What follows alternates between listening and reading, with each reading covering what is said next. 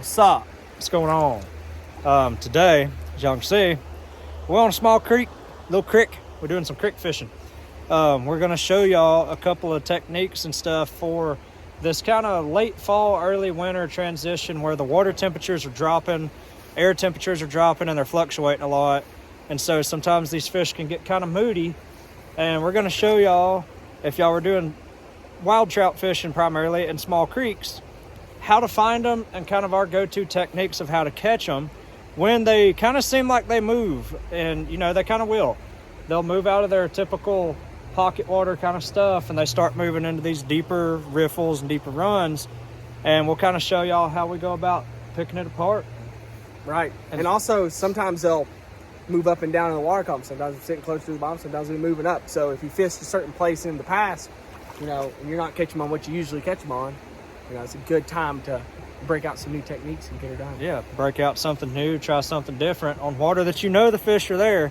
You just got to figure them out when they get kind of moody. So get her done. Yeah, we're going to show y'all a few things today. I think Ben's going to run up here in this run. He's going to give y'all a little talking about how to fish under this tree. I don't know how well y'all can see that, but last time we fished this section, I had to like swing them back and forth like this and rock them to get them into the net without smacking the tree. So we'll see how Ben does with that. But yeah. All right, let's start back here at the back of this run. Like Jacob said, we got these really low branches. So instead of keeping your sighter, when you cast it out at a vertical angle, just turn it more horizontal, keep it lower. Hopefully that'll keep you from getting in the trees. I'm gonna ease up just a little bit. See if you can see what I mean. Keep it up. I'm gonna keep that sighter a little bit lower, just like that. Keep my rod a little lower as well. Just kind of leading. All right, so I pushed up some more. Now you got this tree, it's really low. So this is where I'm gonna get down, try to get lower. Hopefully keep me from slapping that rod on that stick right there. Like I said before, I'm just gonna keep that sighter at a horizontal, keep it from getting that tree.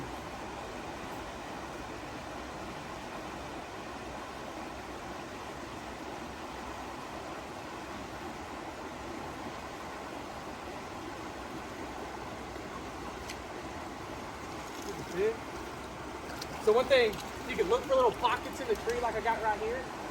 I'm just gonna come right here. Okay, there's a little pocket. I'm just gonna lift them up, bring them to the net. And staying down low will allow you to have a little bit more room. Probably standing up wouldn't have near as much room. Yeah, you have all of this, like it's like head height tree branches. What we got there, a little wild rainbow? Wild rainbow. Oh yeah. Goodbye, buddy. Another thing that you can do is, since you can't keep that sighter at a really high angle to let those flies get down to the fish, what you can do is you can flick it out their sighter float, just manage that line and pick it up as it comes to you, just so those flies can get down a little bit deeper. So I'm going to try that real quick and see if it works.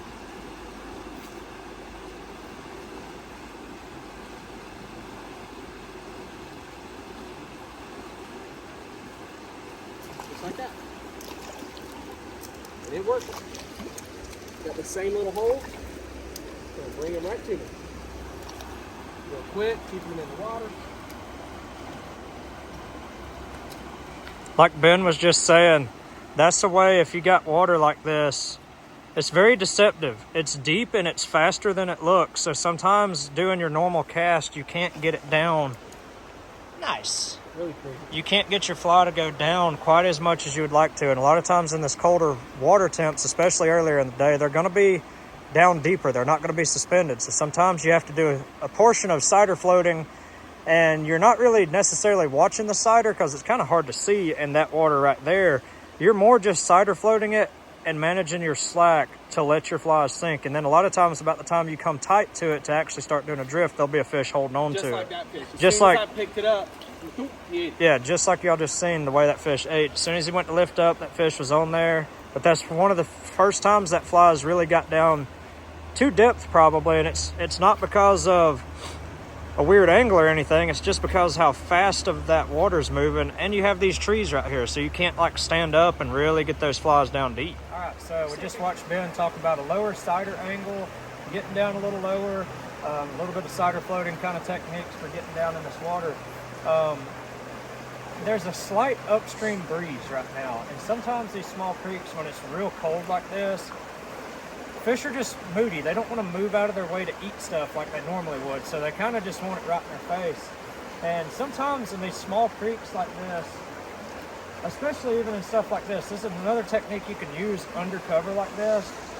I normally don't kneel down if I don't have to. I'm fat, so like it's uncomfortable. So what I like to do is like a sideways tuck cast in a way. And what I'll do, I'll start with the rod tip really low. I'll come up and over and I'll flick. And I don't know if you can see that leader, but what happens is the leader comes up, flicks, and then the fly catches and it'll shoot down.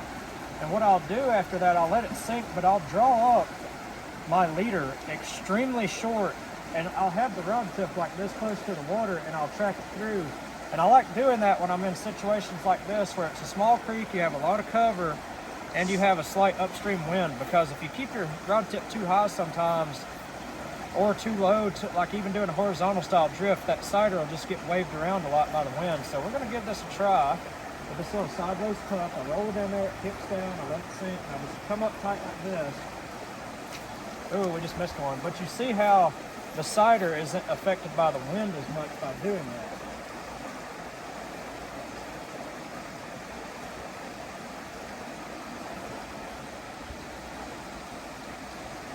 It's a kind of unusual drift. Oh, we got on there. Oh, leaf.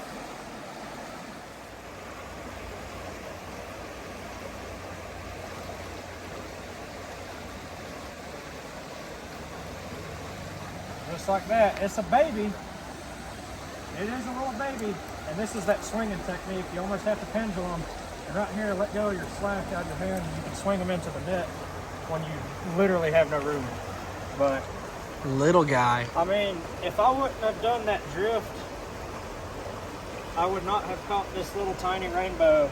And as crazy as it sounds, you want to be able to catch fish like that. If you can consistently catch those little guys and feel them eat, when you have a bigger fish eat it, you're gonna hook them. If you miss a lot of those tiny fish like that, sometimes you're gonna struggle catching your bigger fish. And so I tell people all the time, when you come into a stream like this, don't knock on catching those little ones, especially when you first start.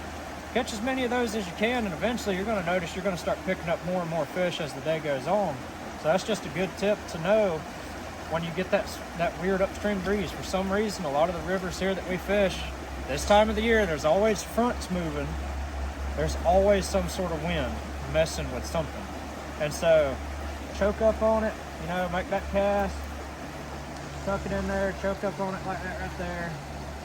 You can see that cider's not really being affected as much. It has a little bow in it, but not a ton. But I'm more connected to my flies that way, so I can tell what's going on. But we're gonna keep on moving upriver, see if we can catch a few more fish.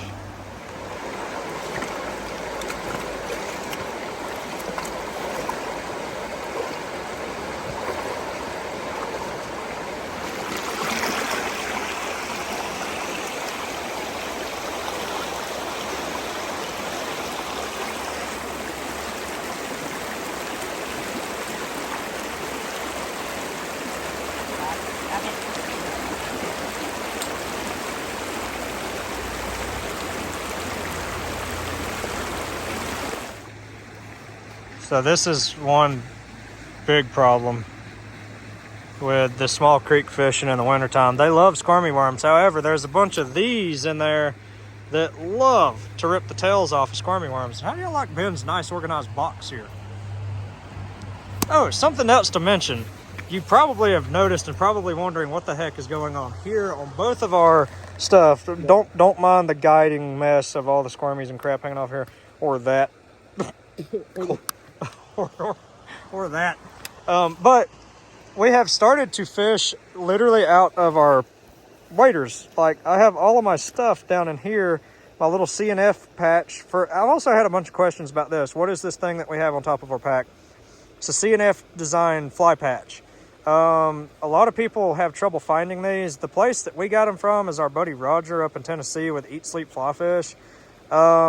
He's probably got some online on his website. I'm not too sure, but yeah, we've just kind of been chunking all our junk in here. More for guiding, but I kind of like it for personal fishing. Oh. Ben has a trout, but It's a wild brown trout. it is a wild brown trout. If Jake Darling's watching this video, he said he likes to boat flip. That's a boat flip. Yeah, bro. that is a boat flip for trout. We call it air mailing, but also note, if you like catching wild brown trout, red squirmy worm. We'll get Let's the be job. telling them that information. Well, I mean, they could see it hanging out of its mouth. Also, if you like to lose the tail on squirmy worms, these little guys are notorious for doing so. Jeez, come out, buddy. This is what the power of a good Diuku hook does. It doesn't come out of them. Bye, Look at that. Look at that. Bernard caught a fish. Yay! Fish. Aight. It's sitting right up over there by that root ball. Might be another one in there.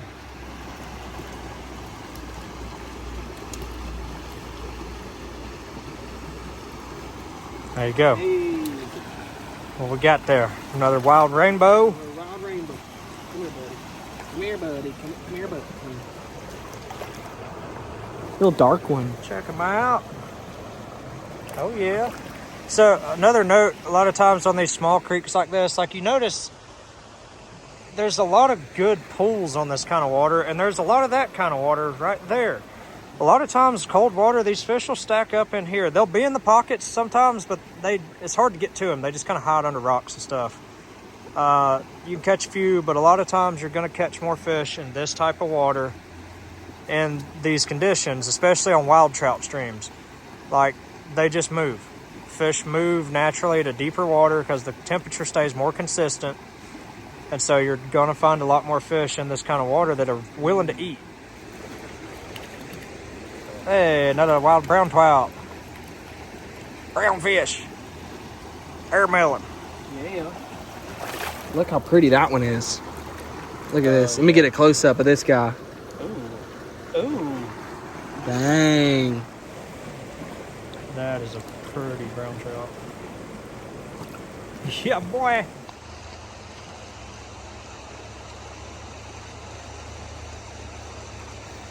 Got him.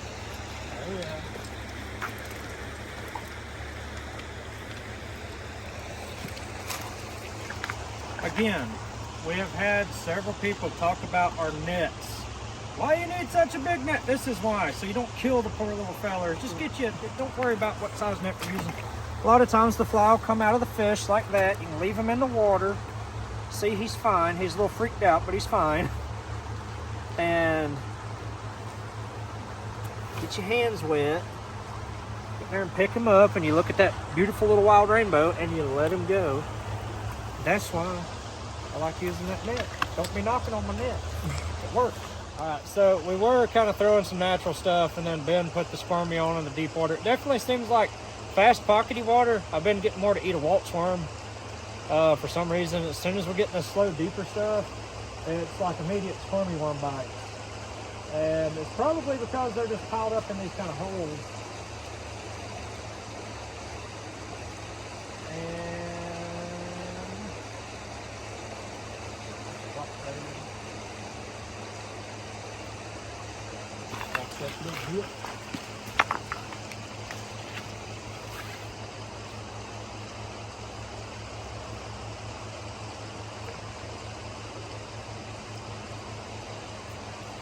Oh, do you take your tail? Nope. No? We did not touch Somehow.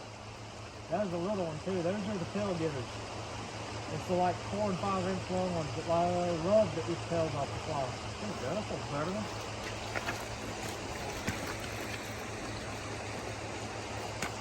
Choo. What a pretty fish. A lot of these fish in here are dark right now. Like, very, very dark. Yeah. Their tails are almost like a brownish maroon color. They're just cool looking. All right, so just like we were saying earlier, a little wild brown trout right here. As soon as we get in the fast pockety kind of stuff, they stop eating the squirmy altogether. And now we're picking them back up on a little Waltz worm, or at least I am. Ben's up above me. It's a pretty little guy. See if he'll behave long enough for me to reach down here and get the fly out. But quit. But yeah, they went back to eating the Waltz worm as soon as we got back in the fast stuff. Come on. All right, you're free, buddy. Pretty little brown. Let him go. But he was sitting right up next to that rock. Deep little pocket. It's really fast. Like this creek in particular is way faster water than it looks. And so sometimes you'll be making drifts and you just have to get down in those little pockets. And so switching back to that natural fly and that smaller profile is just getting down there and getting their attention. I fished through that entire run right there with a squirmy. I had like 2 eats, caught one. As soon as I switched up to the Waltz worm, I caught like 5 in a row. And so same kind of water, and I'm sure as soon as we get to another slow hole, it'll probably go back to the squirmy, so we'll see. Well, Ben's got a fish. Ben's got a rainbow. I got a little brown trout. Here. Is he pretty? Oh. Yeah. Jeez. They smoking that little Waltz worm. Smoking it. What'd you catch yours on, Ben? Little Francois. Ben's throwing Actually, Ben's best friend. It's called the BBN. Yeah, Ben made a fly. It's got a biot body and then olive stretch tube, and he's trying to create a new fly pattern, and it's way too freaking hard to tie. It takes way too many steps. No. But yeah, it does. No. Yeah. You're just not skilled. No. No. It's lazy. No, yeah, I am.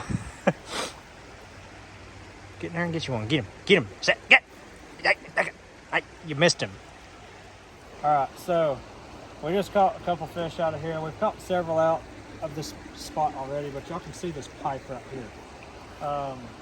We've been just fishing the back end of the hole right here and a little bit towards the top, but every now and then, and I don't know if I'll get one out of it now since we've already caught a few out of it, but there is a cast you can do when you have low-hanging trees, a random pipe across the river, whatever's in your way, and it's either with an egg or something bigger, you can skip it. But if you don't have a heavier fly or something that's got some, bulk to it, it's going to skip across the top of the water, you have to like do a very drastic sideways tuck cast. And I don't know if the camera will pick this up. A lot of times I'll switch to using my finger on the blank so I can really tuck it and curve it in instead of my thumb. But what I want to do is shoot this fly a couple feet above that pipe underneath it. And so you kind of get your cast lined up, kind of where you want it to go. And right here, oh, that wasn't good. Right there, you're going to tuck that thing way up underneath there.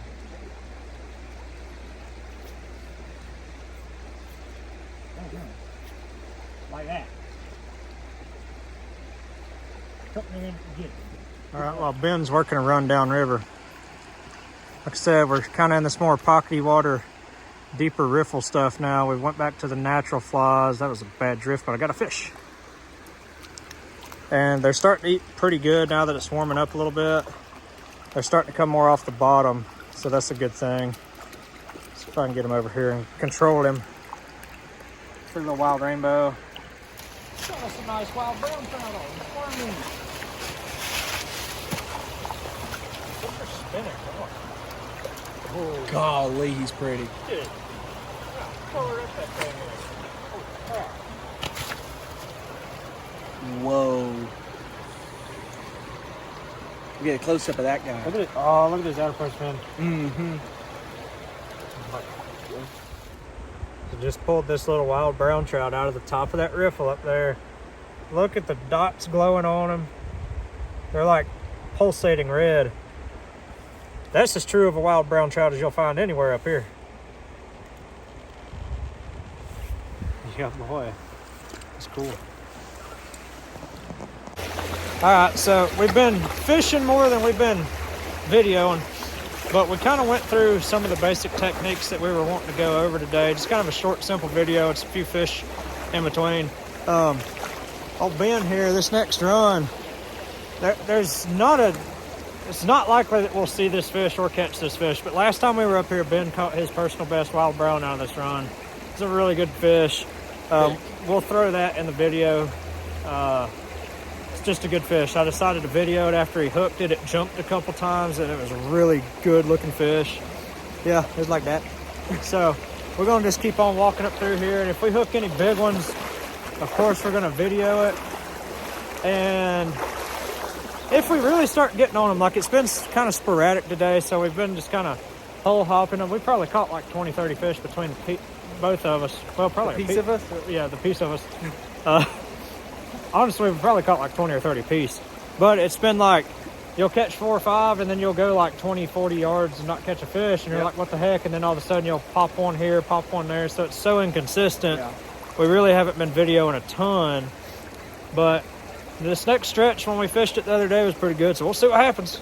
But I'll put that clip of Ben landing his biggin Right now. Yee. 1, 2, 1, 2, 3, 4.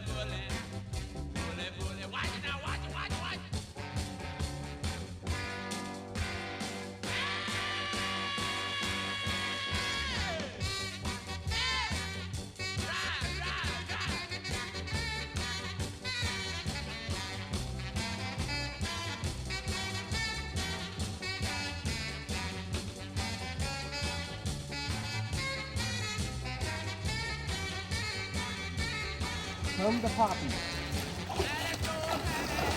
Get him. Get him. Oh, Got him on. That was awesome.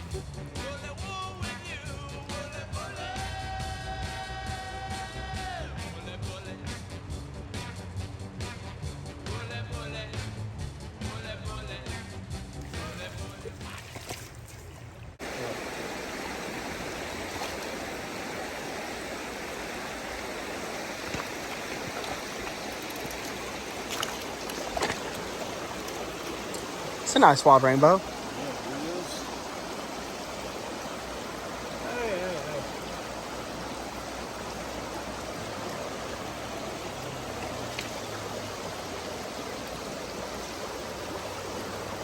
Squirm eater. Look at that. I love they get the orange on their dorsal fin. I'm letting you go. Calm down. There you go. See, it wasn't that bad, was it?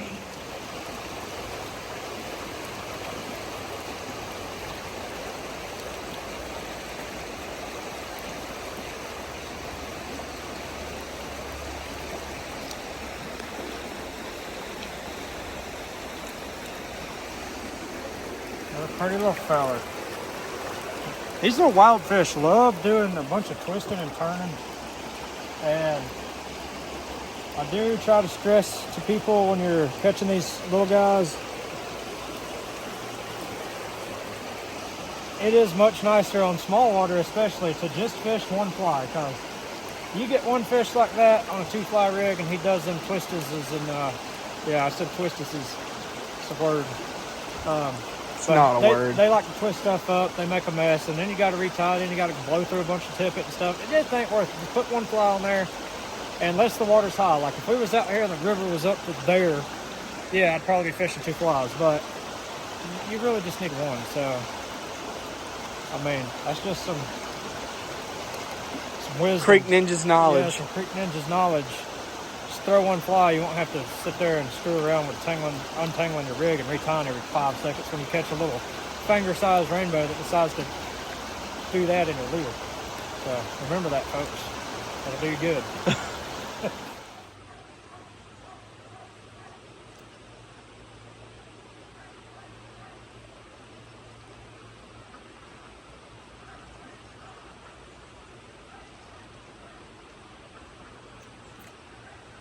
Once you need it.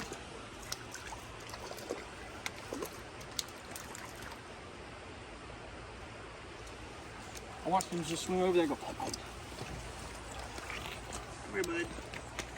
Come here, squirmy eater. I've done transition back to the squirmies. They've been kind of weird today. Like, they haven't been super consistent, so it's been a lot of changing up. Which small creeks, like I said earlier in the video, they're moody in this kind of weather. Bigger river systems, they're not as picky in this time of year, but for some reason, I don't know, small creeks and wild trout, wintertime, transition, they just act a little funky. Ain't that right, Ben? That is right. Figure them out, boy. Yeah. And you've also probably noticed that Ben, while he's been fishing this run, is doing something called a vector pull, which is basically you make a V shape with your hand, and as you're casting and you're making these long drifts, you basically, Get all the line out. yeah, you got to get all the line out. But basically, you cast way up there, cider float, and you do that. And that just helps control your drift better, so your rod tip's not bouncing around a whole lot. Makes a much better drift. Oh, he just had a fish eat. And you tore my tail off. He did. Look at that. Look at that. He done shortened up to squirt me. Probably about 2 inches long. Probably. We had to walk a long ways back to the car. Jeez. So we're like winded. Very badly. I don't know what it is lately, but like when me and Jay have fished lately, I guess it's because we haven't fished as much this year. Yeah. But when we fish, it's like we're like go go go go yeah, go go go. we just straight hammer it, and then we realize how out of shape we are when we're walking back. Yeah, we finished up. Caught a good bit of fish that we didn't video. Like I said earlier, we just kind of messed around, caught a few. A lot of small ones that we got on video, but we covered some tips that we were wanting to cover. Did get a couple nice wild rainbows, and I caught that one nice wild brown.